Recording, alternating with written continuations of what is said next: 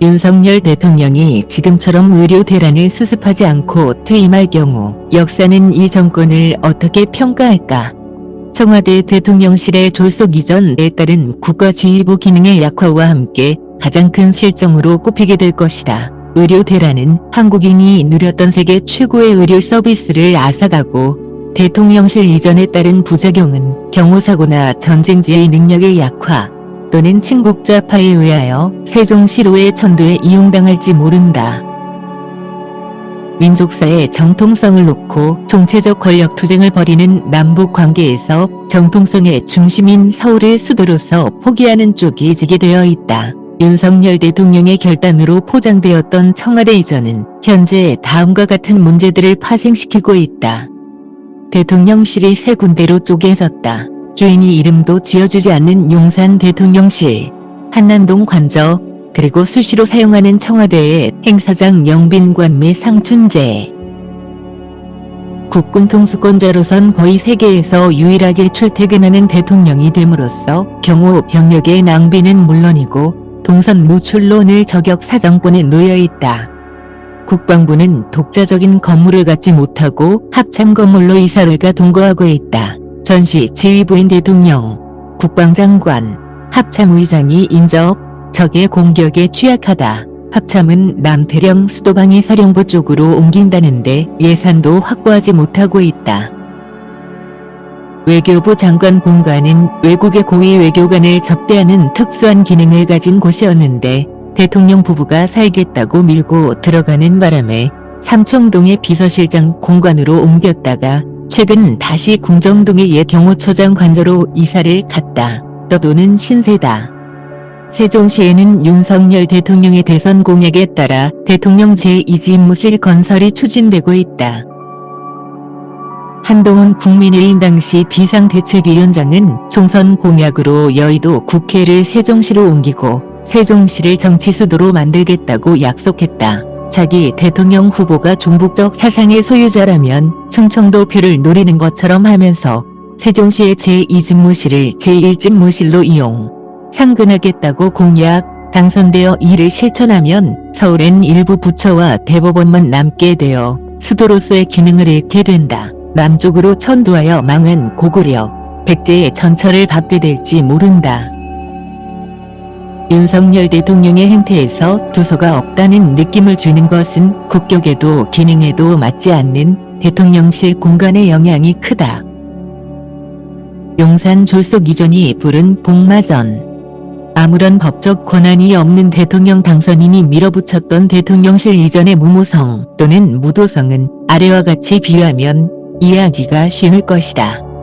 오는 11월 미국 대통령 선거에서 당선된 사람이 갑자기 백악관은 제왕적 권력의 상징이다. 들어가지 않겠다. 펜타곤으로 가겠으니 국방부는 2달 안으로 방을 빼라. 나의 숙소는 블레어 하우스로 할 테니 영빈관은 따로 지으라고 한다면 어떻게 될까? 아마 취임도 하기 전에 쫓겨날 것이다. 그러나 한국에선 청와대 이전이 박수를 받으면서 진행되었다. 특히 언론의 견제가 전무했다. 그런데 지난 9월 20일 동아일보 사설 제목은 공사비 대납 강요까지 용산 졸속 이전이 부른 복마전이었다. 감사원 감사에서 관저 인테리어 공사를 따낸 업체가 하필이면 김건희 여사가 대표였던 코바나 컨텐츠의 전시 후원자 가운데 한 곳이고 이 업체가 하도급을 준 18개, 업체 중 15개가 무자격 업체로 드러났다. 이 역시 수의계약이어서 의혹투성이다. 촉박한 일정에 맞춰 빠듯한 예비비로 공사를 추진하다 보면 여러가지 비리가 생길 소지가 커진다. 수의계약에서는 더욱 그렇다. 대통령실과 관저 이전 과정이 위법과 탈법 행위를 보다 철저히 조사해 밝힐 필요가 있다. 인테리어 공사를 따내고 다른 공사까지 총괄적으로 지휘한 21g이란 특이한 이름을 가진 회사의 대표는 이번 국정감사 때 증인으로 채택되었으나 출석하지 않아 야당 의원들이 동행명령장을 받아 찾아 나서는 소동이 벌어졌다. 21g은 영혼의 무게라고 한다. 무속에 관심이 많은 것으로 알려진 김건희 여사의 취향과 연결되어 여러가지 상상을 낳게 한다. 감사원 보고서를 읽어보면 이런 영세한 회사가 최고의 보안이 요구되는 대통령 관저 공사를 할 실력이 되는지가 의문이고 공사 감독도 부실하였는데 대한민국 적대 세력이 그 틈을 이용하여 어딘가에 도청장치를 설치하지 않았을까 하는 걱정까지 하게 만든다. 권력자의 허영심 경고. 나는 청와대 대통령실 이전과 그 요청에 대하여 지속적으로 글을 써온 소수그룹 중 한 사람이기 때문에 윤석열 팬클럽 같은 인사들로부터 정부의 성공을 방해한다는 말도 들었는데 3년에 걸쳐 썼던 글을 돌아보니 오늘의 부작용을 상당히 정확하게 예견하였음을 알게 되었다. 2022년 3월 16일 나는 조갑제닷컴의 윤석열 당선인은 일단 청와대로 들어가야 대통령부의 이전은 작은 천도이다. 졸속으로 허영심으로 결정할 일이 아니다라고 썼다. 대통령 당선인은 후보 시절 청와대를 버리고 광화문으로 대통령부를 옮기겠다고 약속한 데 이어 아예 청와대에 들어가지 않고 임기를 시작하겠다고 했다. 여기서 문제가 생겼다. 5월 10일 시작되는 임기 전에 대통령부 건물을 짓든지 기존 건물을 찾아야 한다. 대통령 중심 지하에서 대통령궁은 국가의 심장이자 정치의 중심으로서 역사성, 상징성, 편리성, 안전성을 다 충족시켜야 한다. 2달 안으로 그런 장소를 고르고 시설을 하는 것은 불가능하다. 일단 청와대에 들어가서 차근차근 해야 한다. 지금은 전시가 아니다. 대통령부가 황급하게 왔다 갔다 하는 모양새면 국민들이 불안해진다. 허영심에 사로잡혀 무리를 하면 실수를 한다. 국가의 상징적 존재에 대한 실수는 오래간다. 나는 대통령실이 민족사의 중심인 광화문 지역을 떠나는 위험성을 지적했다. 1. 옮길 장소는 약속한 대로 광화문이어야 한다. 대한민국의 민족사적 정통성은 광화문을 중심으로 이어지고 있다. 조선족 이국의 3대 건축물인 경복궁, 종묘, 사직단 이 지역에 있고 대한제국의 황궁인 덕수궁, 대한민국 시대의 서울시청, 정부종합청사, 국립현대미술관이 여기에 있다. 지금 거론되는 용산은 임진왜란 때 왜군 주둔, 일제 때 조선군 사령부, 그리고 주한미군 기지가 있었다는 외세의 상징성이 너무 강하다. 2. 좋은 건물을 새로 지어서 옮기는 것이 맞다. 백악관, 엘리제궁, 크렘린궁 등이 보여주듯이 대통령궁은 그 나라의 대표적 건물이어야 한다. 있는 건물에 대통령부가 들어가는 것은 긴급할 때 임시 처방으로 하는 일이다. 지금이 그런 때인가? 3. 광화문을 꺼리는 이유로 경호상의 문제를 대는데 그렇다면 청와대에 그냥 있는 것이 낫다. 4. 대통령부를 옮기는 것은 작은 천도이다. 공론화 과정이 필요한 이유는 그 상징성이 크다는 점 때문이다. 대한민국만이 한반도의 유일한 합법국가고 민족사의 정통국가라는 상징성이 졸속 이전으로 훼손되면 불길한 일이 생길지 모른다. 구청 옮기는 식으로 결정할 문제가 아니다. 5. 윤석열 당선인이 국민들에게 보여주기 식으로의 중대한 일을 결정한다면 두고두고 후회할 것이다. 권력자의 허영은 비싸게 계산된다. 청와대 사정도 모르고 졸속 결정. 2022년 3월 18일 임종석 전 대통령 비서실장도 반대 의견을 발표했다. 청와대 이전 충분히 검토할 수 있습니다. 하지만 이렇게는 아닙니다. 어떤 연유로 지금의 청와대를 단 하루도 이용하지 않는다는 것인지 납득이 되질 않습니다. 국정 운영 초기에 대통령님과 함께 광화문 이전을 검토했던 한 사람으로서 주제넘지만 조언을 드립니다. 우선 모든 조건이 완비된 청와대에서 업무를 시작하는 것이 순리입니다. 지금의 청와대는 물리적으로 예산 낭비할 일이 없고 대통령이 여민관 집무실을 사용하고 있어서 비서실장은 30초, 안보실장을 비롯한 수석급 이상 전원이 1분 30초면 대통령 호출에 응대할 수 있는 구조입니다. 청와대 이전을 위한 기구를 정식으로 구성하면 됩니다. 지금처럼 국가안보 시스템의 핵심인 국방부와 합동참모본부를 이전하는 데 따른 대책도 없이 갑자기 광화문에서 용산으로 바꾸는 데 대한 의견 수렴도 없이 심지어는 예산 편성도 없이 예비비는 쌈짓돈이 아닙니다. 그냥 밀어붙이는 것은 어느 모로보나 이해할 수 없습니다. 용산을 포함하여 차제의 국가 균형 발전을 위해 지방으로 이전하는 안까지 충분한 검토를 시키고 현 정부에서 검토했던 내용도 참고하고 정식으로 예산도 편성하여 국가 중대사에 걸맞은 집행계획을 세워야 합니다. 급히 결정해야 할 다른 이유가 없다면 국민과 함께 민주적인 절차를 밟아나가는 것이 좋을 것입니다. 2022년 3월 20일 윤석열 당선인은 기자회견을 통하여 국방부 청사로 옮기겠다는 발표를 했는데 상황에 대한 오판이 있었다. 현재 청와대는 본관과 비서동이 분리되어 있어 대통령과 참모의 소통이 원활하지 못했습니다는 대목인데 문재인 대통령은 비서들이 근무하는 여민관 내 집무실을 사용, 소통에 불편이 없었다. 당선인은 용산 대통령실의 1층에 프레스센터를 배치해 수시로 언론과 소통하는 대통령이 되겠습니다고 약속했지만 허언이 되었다. 그는 일단 청와대 경내로 들어가면 제왕적 권력의 상징인 청와대를 벗어나는 것이 더욱 어려워질 것이라고 판단했습니다라고 했지만 졸속 이전 자체가 그 어떤 제왕적 대통령도 하지 못한 방식이었음을 지적한 언론은 없었다.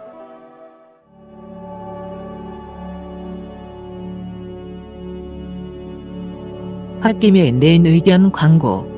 나는 2022년 3월 20일 문화일보에 내 돈으로 의견 광고를 내고 비판했다. 제왕적 권력의 상징인 청와대를 국민께 돌려드리겠다고 약속드렸습니다는 말을 강조하셨는데 청와대는 대한민국 민주 발전의 사령탑이었습니다. 부분적으로 제왕적 요소는 없지 않았지만 지난 70여 년 한국 현대사 중심부를 이렇게 총체적으로 부정하는 것은 사실에도 맞지 않고 일종의 선동입니다. 제왕적 권력의 상징은 주석 공이지 청와대가 아닙니다. 국민들이 청와대를 돌려달라고 시위를 한 적이 있습니까? 분단 현실에 비추어 청와대의 특수한 처지를 양해하고 참아왔지 않습니까? 광화문과 용산의 차이는 너무나 큽니다. 광화문은 조선초와 대한민국의 민족사적 정통성이 뿌리내린 곳이고 한반도 전체의 중심입니다. 대통령 집무실이 이곳을 떠나면 역사성을 잃게 됩니다. 외세와 병영의 이미지가 너무나 강한 용산은 민족사의 흐름에 맞지 않습니다. 국방부는 국방용도로 지은 건물입니다. 이를 대통령 집무실로 쓰는 것은 변칙적 용도 변경으로서 국격에 맞지 않습니다. 시간에 쫓기며 한 추진 과정에서 군인들, 건축가, 교양인, 역사학자들의 의견이 반영된 흔적이 없습니다. 대통령 집무실 청사는 대한민국과 함께 운명을 같이 해야 할 역사적 건물인데 어떻게 임시정부 청사 마련하듯 합니까? 무슨 이유를 대든 이렇게 무리를 한 이유는 윤 당선인이 후보 시절에 별 생각 없이 한 말을 물리면 체면의 손상이 된다고 생각하여 밀어붙인 것 아닙니까? 이런 태도가 진짜 제왕적 권력의 행태라고 생각해 본 적이 없습니까? 국군 통수권자가 되실 분이 국군장 교단을 이렇게 무시해도 됩니까? 한 달 안으로 짐 싸서 나가라는 식인데 입이 있어도 역시 군대안 갔다 온 대통령답다는 말은 못하게 되어 있는 그들로부터 가슴속 존경을 받기는 어려울 것입니다. 9.11 테러 때 펜타곤 안에 백악관이 있었다면 어떻게 되었을지 생각해 본 적이 있습니까? 국가지휘자인 대통령과 국방지휘자인 국방부 장관이 붙어있을 때 김정은이 미사일, 장사정포, 핵무기로 때리면 동시에 무력화되는데 이런 위험성은 고려했습니까? 세계 어느 나라도 두 기능을 모아놓진 않습니다. 합참의장 출신 11명이 반대한 일입니다. 김정은이 좋아할 일을 왜 서둘러 합니까? 5년 뒤 어느 대통령 후보가 윤석열 대통령 집무실도 제왕적 권력의 상징이고 국격에 맞지 않는다면서 이전이나 신축 공약을 내지 않는다는 자신이 있습니까? 저는 기자 생활 52년째인 해방둥이로서 경험상 권력자가 허영과 오만에 빠지면 예외 없이 끝이 좋지 않았다는 사실을 증언할 수 있습니다.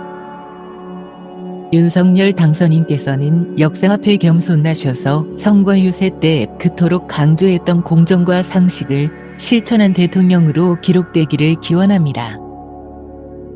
누가 청와대를 돌려달라고 했나? 2022년 3월 20일 상암동 서울월드컵 경기장의 설계자인 건축가 유춘수 선생이 건축가로선 거의 유일하게 반론 글을 발표했다.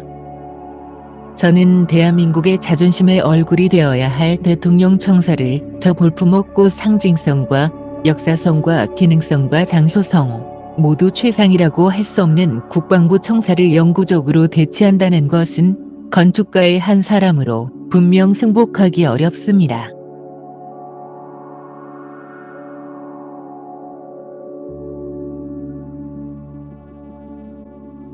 급히 서둘러 상황을 악화시킨다는 속담에 이만한 표현은 없습니다. 언발에 오줌 누다. 제발 동상의 후유증이 없길 빌고 빕니다. 지금 국방부 장관인 김용현 씨는 윤석열 후보의 경호를 맡았었고 당시엔 대통령실 이전의 책임자였는데 2022년 3월 21일 TBS 라디오 신장식의 심장개업에 나와 당선인의 심경을 이렇게 전했다.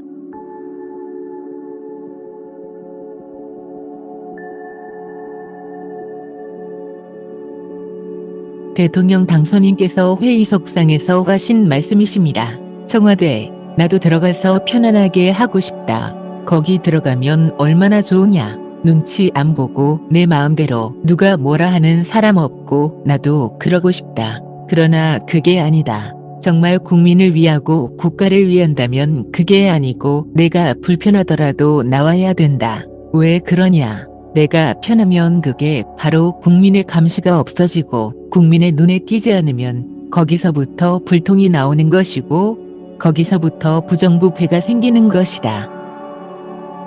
그래서 국민들께서 내가 근무하는 모습을 보실 수 있도록 아예 해달라 해서 용산으로 가셔서 공원을 앞에 만들고 거기서 대통령 집무실을 그 국민들께서 마음대로 들어오셔가지고 쳐다보게 만들고 그게 결국은 대통령이 함부로 못하게 하는 견제 행위라는 겁니다. 그는 현재 역대 대통령들 가운데 기자회견 횟수가 가장 적다는 신기록을 이어가고 있다. 2022년 3월 23일 동아일보 송평인 논설위원은 칼럼에서 누가 청와대를 돌려달라고 했나라고 비판했다. 그는 미사일 시대인 지금 산들에 둘러싸인 청와대야말로 분단국가 대통령이 입지할 최적의 장소. 대통령들의 부르는 청와대가 흉지어서가 아니라 자신들이 잘못해서다라고 한다. 대통령 당선인이 졸속 용산 결정에 괜히 국민을 들먹인다며 국민 다수 여론은 용산 이전 반대니 문재인 대통령의 협조 거부를 목리로 여기지 말고 심사숙고의 계기로 삼아야 한다는 요지였다. 그는 윤석열 대통령 당선인에게서 청와대를 국민에게 돌려주겠다는 말을 반복적으로 듣는 게 불편하다. 국민은 대통령에게 제왕적 통치에서 벗어나라고 했지 청와대를 돌려달라고 한 적이 없다.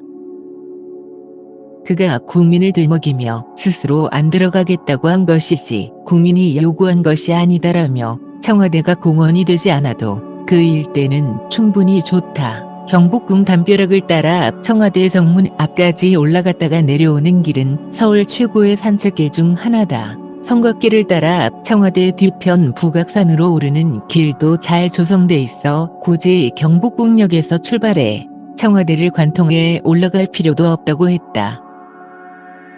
승려상, 유홍준 씨 등 문재인의 친구들은 잘 알지도 못하면서 청와대 흉지론을 들먹였다. 청와대 옛 본관이 있던 수공터는 예부터 길지로 꼽힌다. 그래서 일본의 조선 총독이 그곳에 관저를 지었다. 대통령 개인과 달리 대한민국은 세계에서 유래를 찾기 힘들 정도로 발전했다. 길지어서 그랬을 것이다.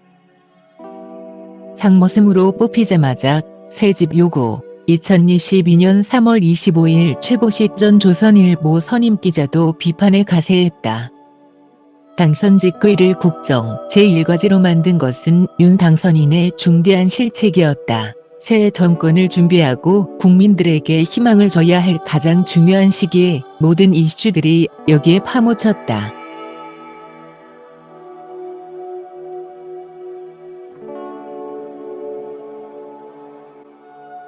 용산 이전 찬반에 대해 온갖 주장과 풍수설, 음모론, 이념적 갈등이 난무하는 가운데 여론조사 결과까지 나와 기름을 붓고 있다. 그는 이런 상황은 윤 당선인의 오기가 자초한 것이라면서 대체 본인이 일할 집무실이 무엇이 그리 급한가, 상머슴으로 뽑히자마자 새 집을 요구하고 있는 상황이다. 머슴이 그래도 되는가, 이미 주인이 정해놓은 그 집에 들어가면 될 일이라고 했다.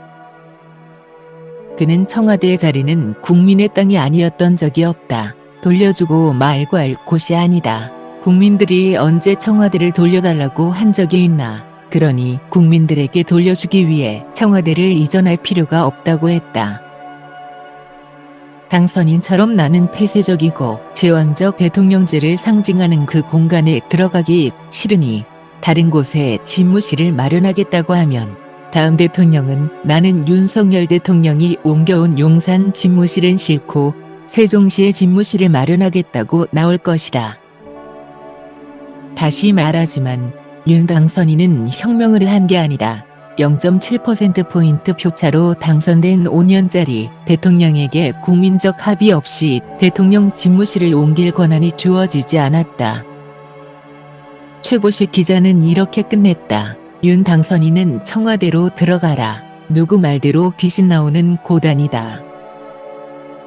이런 집무실 타령으로 임기도 시작하기 전에 국민 분열을 초래하면 안 된다. 그리고 5년 금방 지나간다. 그런 식으로 의료개혁한다고 하다가 2022년 11월에 이미 윤석열 당선을 예언했던 영국 주간지 이코노미스트가 2022년 3월엔 한국 대통령 당선인이 인기 없는 개인적 사업으로 출발했다는 제목으로 용산 집무실 이전 계획을 비판했다. 이 잡지는 대통령이 그곳에 위치하게 되면 미사일 한 방에 군사, 정치 지도부가 사라질 위험이 있다면서 선거운동 기간은 코로나19 피해 대책에 전력을 다하겠다고 하더니 정치적 자산을 개인적 사업을 강행하는 데 허비하는 결정을 내렸다고 했다. 역대 최저 지지율로 출발한 윤석열 당선인은 국민들에게 가까이 다가가려고 한 그의 시도가 국민들을 더 멀리 밀어내는 결과를 빚을 것 같다고 예언했다. 그 무렵 강원택 서울대 정치외교학부 교수는 조선일보 칼럼에서 내가 결정했으니 그대로 가자는 식으론 안 된다고 비판했다. 그는 취임 첫날 새로운 공간에서 차별화된 모습을 보이고 싶었을지도 모르지만 그렇게까지 하면서 굳이 차별화하려고 할 필요가 있을까? 정권 교체가 바로 차별화를 상징하는 것이기 때문이라고 했다.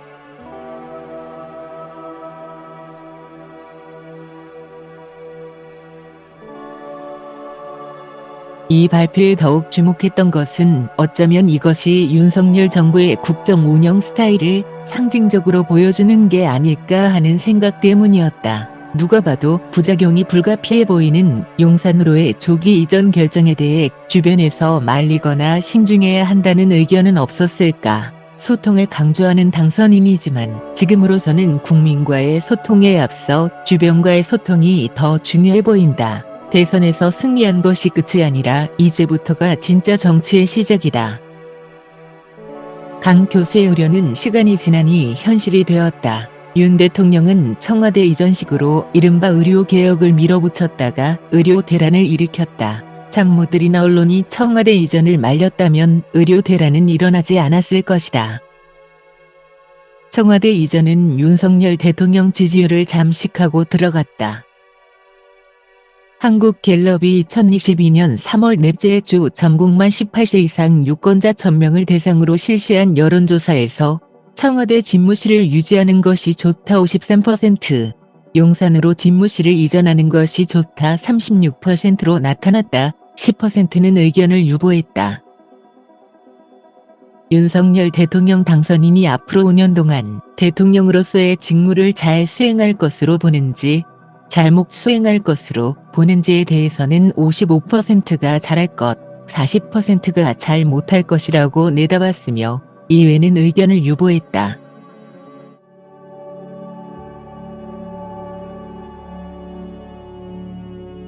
자식에게도 이렇게는 하지 않는다. 윤석열 대통령은 청와대 이전이 가장 큰 원인이 되어 낮은 지지율로 출발했고 2022년 여름 이준석 국민의힘 대표를 몰아내는 과정에서 젊은 층과 중도층이 이탈 20%대를 찍었고 총선 직전 잠시 올랐다가 의료 대란으로 총선에서 참패한 직후 다시 20%대로 떨어져 오늘과 같은 위기를 불렀다. 이 3대 실책의 공통점은 정보 판단의 오류와 무모한 밀어붙이기인데 쉽게 말하면 자기 객관화를 하지 못하였다는 이야기다. 2022년 4월 윤석열 대통령은 월스트리트 저널과 인터뷰하면서 용산 대통령실 이름을 피플스 하우스로 짓고 싶다고 했다. 피플스 하우스는 제적 러시아에서 만들어진 개념이고 이게 서유럽에 퍼졌는데 거의가 좌익운동, 노동자운동, 공산주의자 운동과 연관되는 개념이다. 대통령실 이름을 공모하더니 발표도 하지 않고 흐지부지 지금껏 이름 없는 존재가 되었다. 아기가 태어난 지 3년이 되어도 부모가 이름을 지어주지 않고 아가야라고만 부르고 있으니 그도 속으론 아기의 장래를 비관하고 있다는 이야기가 된다. 2022년 4월 박찬주 예비역 대장은 윤석열 당선인에게 띄운 공개장을 발표했다. 이런 식으로 군대를 다루는 것에 대해서는 동의하기 어렵다는 내용이었다. 군에 대한 군통수권자의 예의가 아니라고 지적했다. 아무리 부모라 해도 자식이 살고 있는 집을 예고도 없이 나가라고 한다면 그것이 자식에 대한 부모의 예의일까요? 라고 묻기도 했다. 대통령 집무실 용산 이전 문제는 지금 계획과는 반대의 절차를 밟아야 합니다. 먼저 수방사를 남태령 지역 내에서 재배치해야 합니다. 근무와 생활에 불편함이 없도록 재배치한 후 그곳에 합참 신청사를 구축하여 합참의 기능을 완비해야 합니다. 그런 다음 국방부를 현재의 합참 위치로 이전하고 국방부와 합참의 안정적인 임무 수행 태세가 검증된 후 대통령 집무실을 용산 국방부 청사로 옮겨야 합니다.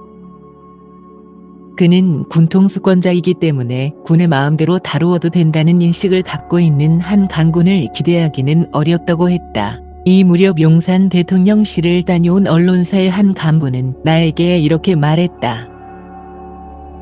도무지 국격에 맞지 않는 건물이란 생각이 확 들었습니다. 구청 건물 수준이라고 할까요? 윤석열 대통령의 청와대 이전 논리는 공간이 의식을 결정한다는 것이었다. 이를 적용하면 이런 볼품없는 공간에서 일하면 대통령이 구청장처럼 행동하게 된다는 게 된다. 이태원 사고의 원인과 용산 이전 2022년 6월 12일 윤석열 대통령은 용산 대통령실에서 국민의힘 지도부와의 비공개 오찬 회동을 했다. 한 참석자는 조선일보 기자와의 통화에서 김건희 여사가 개방된 청와대를 뒤늦게 둘러본 뒤 미리 봤으면 우리도 청와대에 그대로 있자고 했을 것 같다는 취지의 말을 했다고 한다라고 했다. 김건희 여사는 5월 22일 청와대에서 열린 KBS 1TV의 열린 음악회를 관람한 뒤 청와대 내 대통령 집무실과 관저 등을 둘러봤다는 것이다. 김 여사는 여기가 이렇게 좋은 줄 몰랐다. 알았다면 만약 여기 와서 잠시라도 살았다면 청와대를 나가기 굉장히 어려웠겠다라고 했다는 것이다. 이에 윤 대통령은 속으로 안 보여주길 잘했다고 생각했다고 말했다고 한다. 윤 대통령은 이런 요지의 말을 했다고 전했다. 저는 과거에 관저 식당에서 식사한 적이 있었다. 그래서 청와대가 얼마나 좋은지 알았다. 여기에 한번 들어오면 못 나간다는 것을 알았다. 그래서 처음부터 청와대에 안 들어가고 바로 집무실 이전을 추진했다. 2022년 10월 29일 이태원 골목에서 150명 이상이 압사하는 사고가 일어났다. 그해 12월 5일 열린 국가조창 기도회에 참석한 김진표 당시 국회의장은 윤석열 대통령에게 이상민 장관이 정치적 책임을 지고 사의를 표명하는 게 옳다고 했다고 한다. 그랬더니 윤 대통령은 이태원 참사에 관해 지금 강한 의심이 가는 게 있어 아무래도 결정을 못하겠다고 말했다고 한다. 김 의장이 그게 무엇인지 물었더니 대통령의 설명은 의외였다고 최근 발간한 회고록을 통해 공개하였다. 설명의 요지는 이 사고가 특정 세력에 의하여 유도되고 조작된 사건일 가능성도 배제할 수 없다. 그럴 경우 이 장관을 물러나게 하면 그것은 억울한 일이다였다고 한다. 김 의장은 나는 속으로 깜짝 놀랐다. 그고 유튜버의 방송에서 나오는 음모론적인 말이 대통령의 입에서 술술 나온다는 것을 믿기 힘들었다. 그런 방송은 보지 말라고 말하고 싶은 생각이 굴뚝 같았지만 꾹 참았다고 썼다. 대통령실은 이 주장에 대하여 왜곡된 것이라며 대통령은 당시 언론에서 제기된 다양한 의혹을 전부 조사하라고 지시한 바 있다고 해명했다. 법원은 지난 9월 2022년 10, 29일 사고에 있어 국가기관의 책임을 묻는 첫 판결에서 용산경찰서 관계자들에게 실형을 선고하며 경비 대책을 수립하지 않았고 정보 기능을 헬로윈 현장에서 배제했으며 범죄 단속에만 치중한 치안 대책을 수립했다고 짚었다.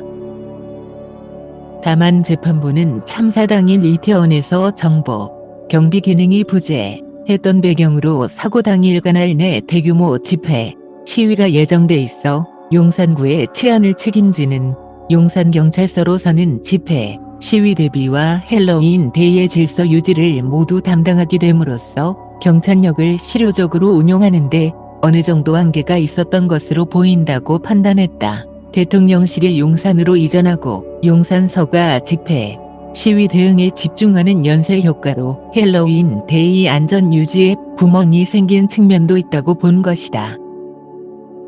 대통령 관저 공사는 부실, 부정투성이.